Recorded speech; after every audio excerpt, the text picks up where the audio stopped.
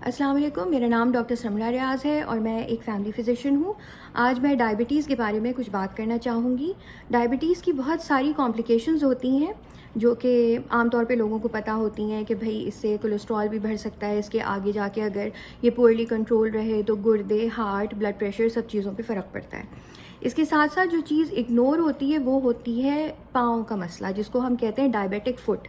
Diabetic fit جو ہے وہ بیسیکلی ان لوگوں میں زیادہ ڈیولپ ہوتا ہے جن کی شوگر ان کنٹرول رہی ہے اور ان کی الٹیمیٹلی جو فٹ کی ان کی نروز ہیں وہ ڈیمیج ہو گئی ہیں۔ ہوتا یہ ہے کہ ہائی شوگر جو ہے، جس کی پورلی کنٹرول شوگر ہے، اس میں آپ کی آنکھیں وغیرہ سب تو ڈیمیج ہوتی ہیں، لیکن ساتھ ساتھ آپ کی نروز بھی ڈیمیج ہو رہی ہوتی ہیں، اور اس میں سب سے پہلے جاتی ہیں آپ کی باریک والی نرو جو کہ پاؤں کے اندر ہوتی ہیں۔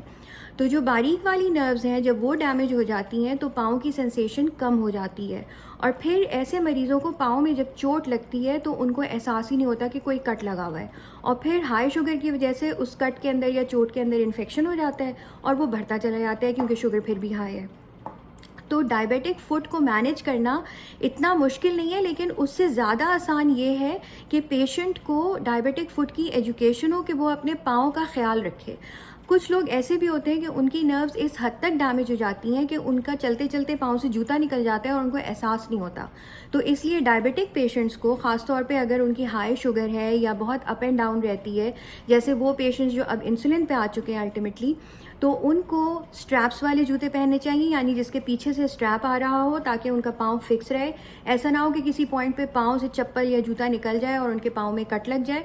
دوسرا یہ کہ اپنے پاؤں کے اوپر کوئی نہ کوئی کریم یا لوشن یا ویزلین کچھ ریگولرلی لگا کے رکھیں، اور یہ کہ